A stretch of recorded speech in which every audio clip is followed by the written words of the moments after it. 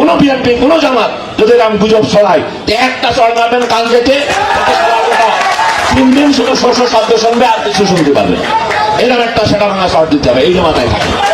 এই বিএনপিরা এই কিছু লোক এই গুজবে আছে বিদ্যুৎ এখন যাচ্ছে না একবারে তো সালার মিটারা করছে না যে বিদ্যুৎ যাচ্ছে না কেন ওরা এখন বসে আছে যে বিদ্যুৎ যায় না কেন গেলেই তো আমরা প্রতিবার যে বিদ্যুৎ নেই যে বিদ্যুৎ এখন যাচ্ছে না মানে ওরা সব সময় ওদের মানসিকতা হলো নেগেটিভ করা।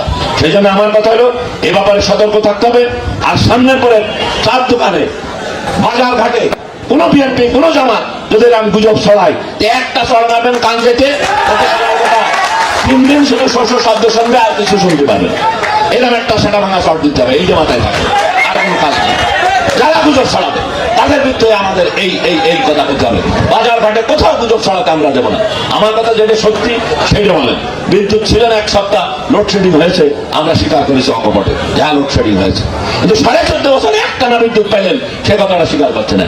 এখন বিদ্যুৎ যাচ্ছে না সেই কথা বলছে বিদ্যুৎ তো যাচ্ছে না কেন মানে গেলে ওরা সুবিধা হয়। তো যাই হোক এই ব্যাপারগুলো আপনাদের বলবো এই ব্যাপারগুলো আপনাদের সজাগ থাকতে হবে। যে বলবে না সেখানে একটা কান যেতে মারবেন ও শুধু 3 দিন কান ধরে শুধু থাকবে কিছুই শুনতে পারবেন সেই ব্যবস্থাটা করতে হবে। আর যারা ফেসবুক চালান এই ফেসবুক গুজবকারীদের বিরুদ্ধেও আমাদের সেই ব্যবস্থা নিতে হবে তাইলে দেখবেন সবাই ভালো হয়ে গেছে। কারণ হুজুররা যে কথা আমাদের ওবায়দুল্লাহ বললেন ওনার বাড়ি বরিশালে এই যে হুজুররা চরমোনার সেদিন আমি বলেছি যে চরমোনার হুজুররা মিথ্যাচার করেছে এটা হুজুরদের উচিত হয়নি। জামাতের মতো তারাও যদি মিথ্যাচার করে তা মানুষ যাবে কোথায়?